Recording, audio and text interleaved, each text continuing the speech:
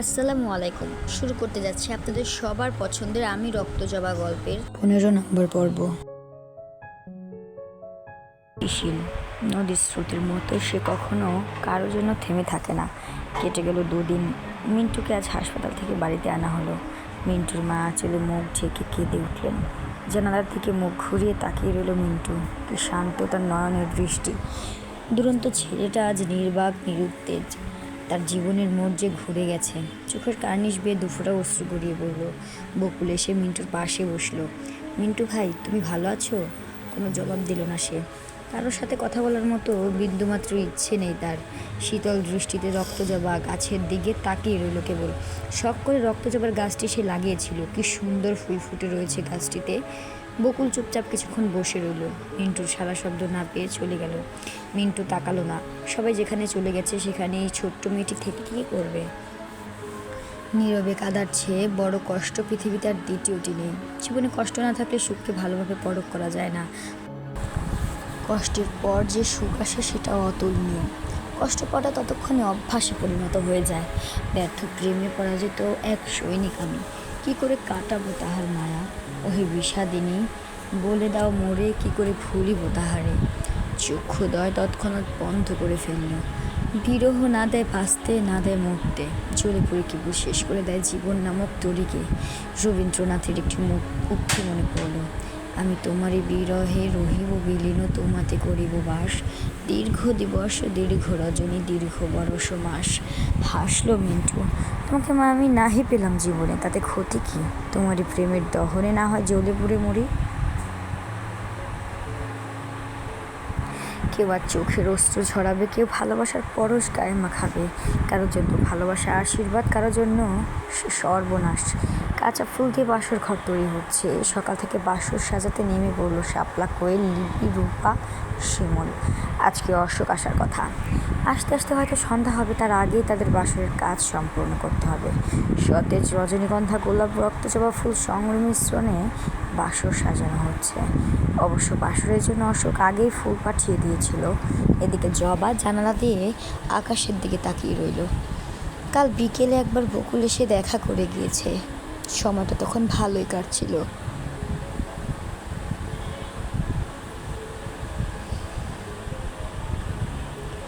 সে যাওয়ার পরপরই দেখা দিয়েছে শূন্যতা। অপরিচিত জায়গায় অপরিচিত মানবের ভিড়ে তার আপনজনের মুখ খুঁজতে ব্যস্ত সে। এক একটা দিন যেন তার কাছে সপ্তাহের সমান মনে হচ্ছে। কবে ফিরবে তার স্বজনদের কাছে? হৃদয় যে তার বড্ড ব্যাকুল হয়ে আছে। স্বজনদের জন্য হৃদয় দুয়ার ক্ষণে ক্ষণে আর্তনাদ করে ওঠে। কাঁচা ফুলে সজ্জিত ঘরটি ফুলের সৌরভে মো মো করছে। আকাশে মস্ত বড় আকারের ন্যায় চাঁদ উঠেছে। জ্যোৎস্নার আলো এসে পুরোটা জানালার উপর পড়ছে। দক্ষিণ দিকের বারান্দা দিয়ে শো শো করে বাতাস বইছে। টেবিলে স্টিলের থালার উপর মোমবাতি রাখা হয়েছে। দক্ষিণে হাওয়ায় মোমবাতি নিভু নিভু করে জ্বলছে। লাল রঙের বেনারসি পরে জবা বিছানায় বসে রইল। গায়ের রক্তজবা ফুলের অলংকার। চোখ ভর্তি কাজল, ওষ্ঠে লাল রঙের লিপস্টিক শোভা পাচ্ছে। কান ঝাঝা করে দিচ্ছে ঝিঝি পোকার দল। কিছুক্ষণ আগে লিপি জবাকে অশোকের ঘরে বসিয়ে দিল। সন্ধ্যায় অশোক এসে পৌঁছেছে। জবার সাথে এখনো দেখা হয়নি তার। রাত এখন 10টা। আধ ঘন্টা যাবৎ সে এখানে বসে আছে। ভ্যাপসা গরম পড়েছে আজ। উপরে সিলিং ফ্যান চলছে, তাতে মনে হয় না শাড়ির ভিতর দিয়ে শরীরে বাতাস লাগে। বিরক্তি মুখে জবা শাড়ির আঁচল মাথা থেকে ফেলে দিল। জানালা খুলে দিল। শোষো করে শীতল বাতাস এসে ছুঁয়ে দিল তার সারা অঙ্গে। সে তাকিয়ে রইল দূরে ভুতুরে জঙ্গলের দিকে। জঙ্গলের ভিতরে ঘন আধারে ছেয়ে আছে মস্ত বড় একটা গাছকে তার কাছে যেন ভয়ঙ্কর মনে হয়। দরজা আটকানোর আওয়াজ হলো। তখন সে আঁচল টেনে মাথায় দিল। সাদা রঙের পাঞ্জাবি পরা, উজ্জ্বল শ্যাম বর্ণের সুঠাম দেহের অধিকারী যুবক তার স্বামী। অশোক বিছানায় এসে বসল। জবা সালাম দিল। আসসালামু আলাইকুম ওরহমতুল্লাহি ওবরাকাতু। ওয়ালাইকুম আসসালাম ওরহমতুল্লাহি ওবরাকাতু। কেমন আছেন রক্তজবা? আলহামদুলিল্লাহ ভালো। আপনি কেমন আছেন? আপনার দোয়ায় আলহামদুলিল্লাহ ভালো আছি। জবার লজ্জা মাখা থুতনিটা উঁচু করে ধরল সে। বলল, মাশাআল্লাহ, আমার রক্তজবা চাঁদের চেয়েও সুন্দর। অধিক লজ্জা পেয়ে মুখ নিচু করে রাখলো জবা। আমার দিকে তাকাতে কি আপনার লজ্জা লাগে রক্তজবা? লজ্জায় মাথা নিচু করে রাখলো সে। আসলে তেমনটি না, আচ্ছা তাহলে কেমন? জবাব দিল না। অশোক 500 টাকার এক বান্ডিল টাকা দিল জবার হাতে। নিন আপনার দেনমোহর রক্ত জবা। জবা নিচের দিকে তাকিয়ে বলল, লাগবে না আমার। আশ্চর্যতম কথাবার্তা, আপনি বোকা নাকি? এটা আপনার অধিকার, সেই অধিকার থেকে আপনি বঞ্চিত কেন হবেন? এত টাকা নিয়ে আমি কি করব? হাসলো অশোক। বেশি না, 50,000 আছে। আতঙ্কে উঠল জবা। 50,000? কেন, কম হয়ে গেছে? ভীষণ লজ্জা পেল জবা। না, এত টাকা আমার প্রয়োজন নেই। আপনি বরং এইগুলো আপনার কাছে রেখে দেন। এই টাকাগুলো আমি আপনাকে দিয়েছি। স্ত্রীর দেনমোহর দিতে স্বামী বাধ্য, সামর্থ্য না থাকলে সেটা ভিন্ন ব্যাপার। আমি তো সামর্থ্য অনুযায়ী দেনমোহর করেছি, আর দেনমোহর পরিশোধ ব্যতীত স্ত্রীকে ছোঁয়া ইসলামে বারণ। আচ্ছা, তাহলে টাকাগুলো আপনার কাছেই রেখে দেন, পরে নিয়ে যাব। ঠিক তো? পরে যেন মনে করে নিয়ে যান, আলমারিতে রেখে দিচ্ছি। আচ্ছা, এবার আপনাকে ছুতে পারমিশন পাবো তো রক্ত জবা? ভয়ে লজ্জায় আচ্ছন্ন হয়ে পড়ল জবা। কাপা ওষ্ঠে উত্তর দিল, জি পারেন। জবার দুহাত নিজের হাতের মুঠোয় নিল অশোক। দুহাতে গভীর চুম্বন করলো। রক্ত জবা, আপনার কোনো আবদার আছে? থাকলে নির্দ্বিধায় আমাকে বন্ধু ভেবে বলতে পারেন। কি আবদার? নিচের দিকে তাকিয়ে বলল জবা। হাসলো অশোক। তাকান আমার দিকে। জবা অন্যদিকে তাকিয়ে হাসলো। চমৎকার হাসি দিতে জানেন তো আপনি। কিছু বলল না জবা, নিরিবিলি কাটলো কিছুক্ষণ। আপনার কোনো শখ আছে যেটা পূরণ করতে না পেরে আপনার খুব আফসোস হলো? তেমন কোনো শখ নেই, তবে ইচ্ছে আছে জীবনসঙ্গীকে নিয়ে একবার আল্লাহর ঘর তওয়াব করার। যদি আল্লাহ সামর্থ্য দেন, আপনার ইচ্ছে আল্লাহ কবুল করুক, আমিন। আর কিছু চাওয়ার নাই? যেমন টাকা পয়সা, সোনার গয়না? না, শুধু আপনি হলেই চলবে। সত্যি তো আমি হলেই চলবে। লজ্জায় জবা পিছন ঘুরে বসে রইল। জবার লজ্জামাখা মুখশ্রী দেখে অশোক হাসল। আচ্ছা ঠিক আছে, আর লজ্জা দিব না, আমার দিকে ঘুরে বসুন। জবা ঘুরল না। অশোক জবার কাছাকাছি আসলো। জবার গা ঘেঁষে কানের কাছে ফুসফুস করে বলল, আপনাকে ছুতে তো কোনো সমস্যা নেই। জবা বিছানার চাদর খামচে ধরল তৎক্ষণাৎ। গাল দুটি লজ্জায় রক্তিম হয়ে উঠল। গা বেয়ে শীতল স্রোত ঝরে পড়ল। দেখি আমার দিকে তাকান। আপনার দিকে তাকাতে লজ্জা লাগে। জবার সোজা উত্তর, এত লজ্জা রাখেন কই? আপনি তো মশাই ঠোঁট কাটা লোক। আমার আবার লাজ লজ্জা কম, তাই বলে আমাকে লজ্জা দিবেন? আচ্ছা, আর লজ্জা দিব না। আমি আপনাকে তুমি বলতে পারি? আপনার যা ইচ্ছে। তোমার পা দুটো একটু বের করো। আলতা মাখা পা দুটো জবা অশোকের সামনে রাখলো। ছোট একটি বক্স খুলে অশোক রূপার নূপুর বের করলো। এটা আপনার স্বামীর দেওয়া সামান্য উপহার। প্রথমবার আপনাকে উপহার দিচ্ছি, দেখেন পছন্দ হয়েছে কিনা। উপহার যত সামান্য হোক, সেটা আমার কাছে আপনার শ্রেষ্ঠ উপহার। এত ভালোবাসেন আমায়? জানি না, দিকে হাতটা বের করেন তো। অশোক জবার অনামিকা আঙ্গুলে স্বর্ণের আংটি পরিয়ে দিলেন। হাতের উপর গভীর চুম্বন করলো। অনেক কিছুই তো আমার থেকে নিলেন, এবার আপনার দেয়ার পালা। আমাকে উপহার দিবেন না রক্ত জবা? চমকে উঠলো জবা। সত্যি তো তাকে কিছুই দেওয়া হয়নি। কি হলো, আমাকে কিছু দিবেন না? আপনাকে দেওয়ার মতন কোনো জিনিস তো আমার কাছে অবশিষ্ট নেই। চমৎকার হাসি দিল অশোক। ভরকে গেল জবা। আপনি নিজেই তো আস্ত একটা উপহার। এই উপহারটাকে আমার ভীষণ ভীষণ পছন্দ। তাকে যে আমার চাই, দিবেন তো তাকে রক্ত জবা? উপহার তো আপনারই, চাওয়ার কি আছে? ঠোঁট টিপে হাসলো অশোক। জবা চোখ তুলে তাকালো, মনে মনে আওড়ালো, বুঝি না বাপু লোকটা এত হাসে কীভাবে। অশোক জবার দিকে কেমন অদ্ভুত নিঃস্বার্থ দৃষ্টিতে তাকিয়ে রইল। জবা থমকে গেল। দুজনের দিকে তাকিয়ে রইল। কেটে গেল কয়েক মিনিট। অজানা অনুভূতি এসে হানা দিল মনের দরজায়। তীব্র এক অনুভূতির সৃষ্টি হতে চলে মন চমনায়। ভালোবাসার এক নতুন অধ্যায় শুরু হতে যাচ্ছে।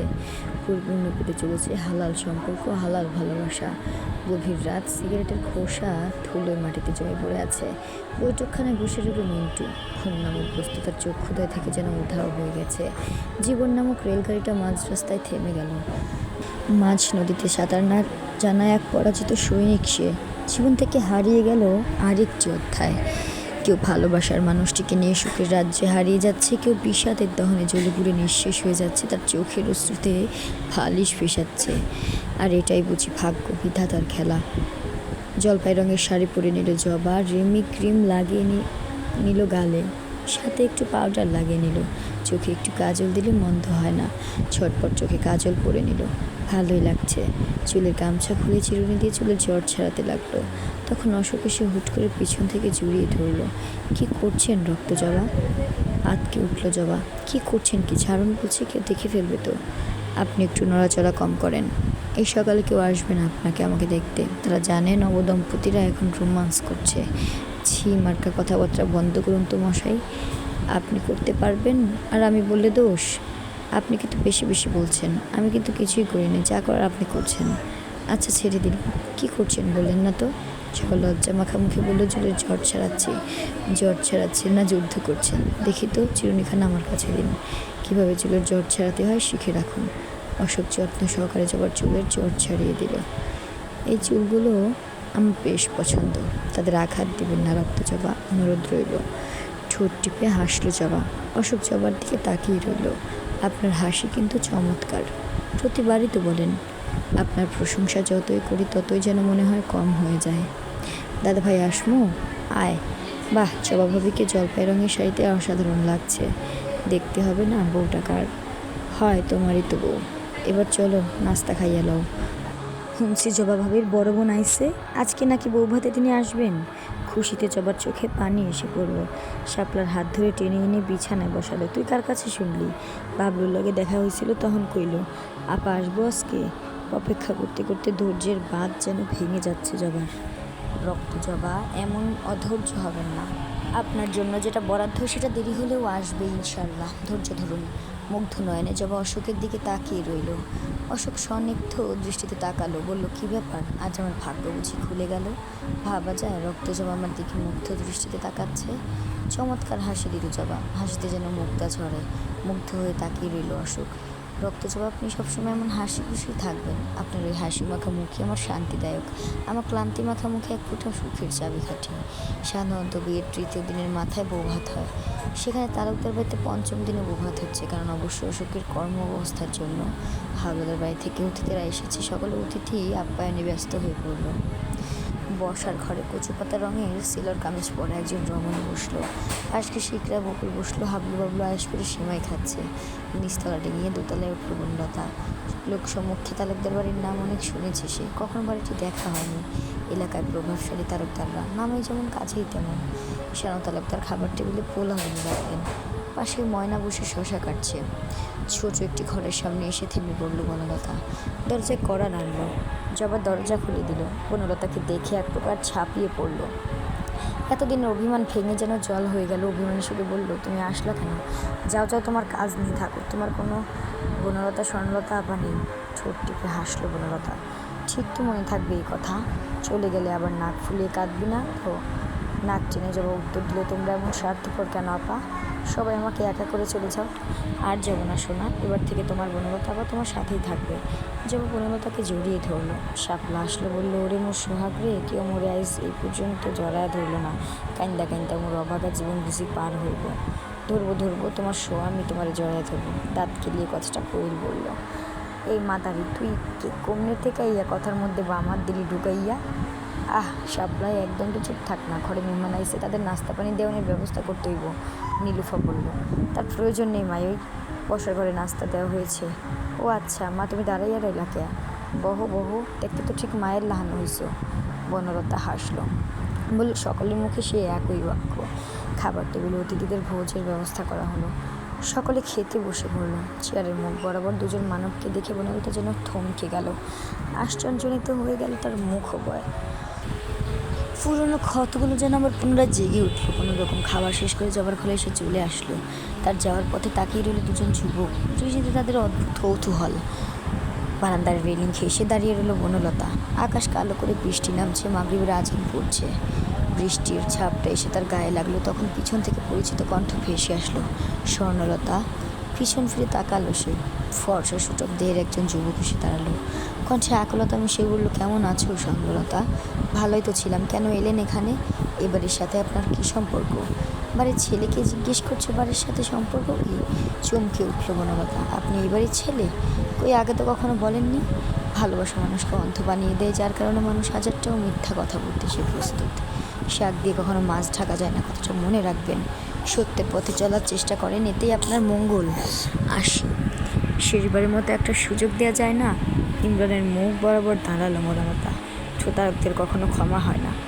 স্বর্ণলতা, একটা সুযোগ দেয়, অনুরোধ করছি। সম্ভব না। তাহলে আজকে এই পর্যন্তই। ততদিন সবাই ভালো থাকবেন, সুস্থ থাকবেন। আর পর্বটি ভালো লাগলে একটি লাইক করে যাবেন। কমেন্ট বক্সে পর্বটি সম্বন্ধে একটি গঠনমূলক মন্তব্য করে যান। আর ডেসক্রিপশন বক্সে এই গল্পের প্রথম এবং পরের পর্বটি লিঙ্ক দেওয়া আছে, দেখে নেবেন আশা করি। ভালো থাকবেন সবাই। আসসালামু আলাইকুম।